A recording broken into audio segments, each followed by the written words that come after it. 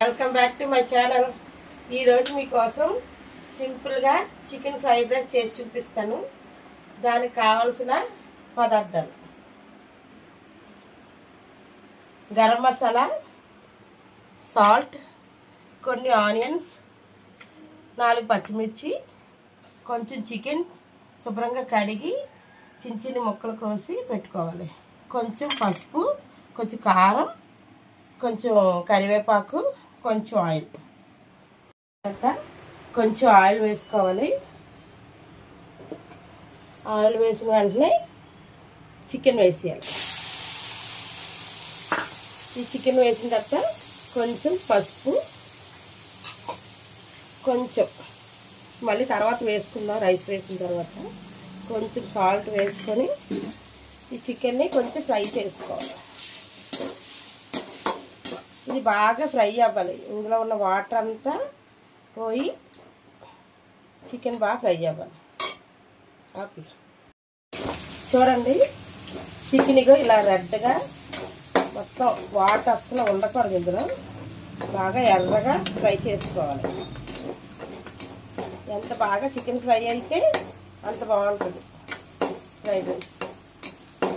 మీ పిల్లల లంచ్ బాక్సుల్లో కూడా ఈ చికెన్ ఫ్రై చేసి పెట్టండి. చికెన్ రైస్ పిల్లలు ఇష్టంగా తింటారు. ఎక్కువ టైం కూడా పట్టదు. బాగా వేగిపోయింది. ఇందులో ఆనియన్స్ వేసుకోవాలి. తర్వాత 2-3 పచ్చిమిర్చి. మీ ఇష్టం. మీరు కారం ఎక్కువ తింటే ఎక్కువ వేసుకోండి, ఎక్కువ పచ్చిమిర్చి వేసుకోండి. లేదంటే 2-3 సరిపోతాయి. ఇప్పుడు ఈ పచ్చిమిర్చి, ఈ ఆనియన్స్ బాగా ఫ్రై అవ్వాలి. ఒక 10 నిమిషాలు పడుతుంది. మళ్ళీ కలుద్దాం ఫ్రెండ్స్. ఆనియన్స్, పచ్చిమిర్చి బాగా వేగిపోయింది. ఇందాక చెప్పడం మర్చిపోయాను. కొంచెం అల్లం వెల్లుల్లి పేస్ట్, ఎక్కువ పడదు, ఒక 1/2 స్పూన్ వేసుకుంటే చాలు. ఇది కూడా పచ్చి వాసన పోయినంత వరకు వేయించుకోవాలి. ఒక 1 మినిట్ సరిపోతుంది. చూడండి, అల్లం వెల్లుల్లి పేస్ట్ కూడా బాగా వేగిపోయింది. ఇప్పుడు మీరు ఎంత కారం తింటారో అంత వేసుకోండి. తక్కువ తినేవాళ్ళు తక్కువ వేసుకోండి. కొంచెం గరం మసాలా, కొంచెం సాల్ట్. ఇందాక మనం కొంచెం వేసాం కాబట్టి రైస్కి తగ్గట్టుగా సాల్ట్ వేసుకోవాలి. ఇది బాగా ఫ్రై చేసుకోవాలి. ఒక 2 మినిట్స్ చేయాలి. బాగా ఎంత బాగా ఫ్రై అయితే అంత బాగుంటుంది.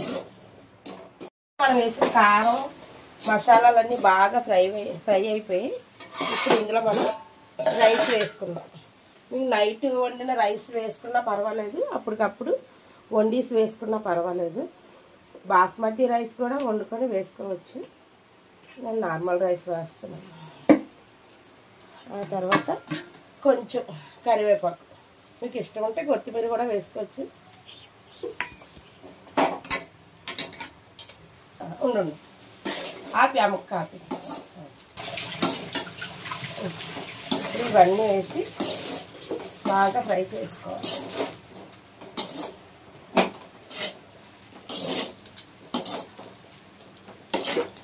ఆపి. ఓకే అండి, రైస్ వేసిన తర్వాత రైస్ బాగా ఫ్రై అవ్వాలి. ఎక్కువసేపు ఫ్రై చేస్తే మసాలాలన్నీ దానికి పడతాయి.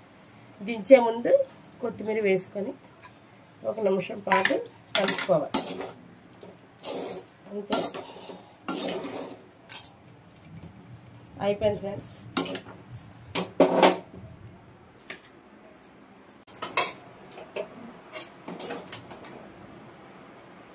ప్లేట్లో వేసుకుంటా వేడి వేడి చికెన్ ఫ్రైడ్ రైస్ రెడీ.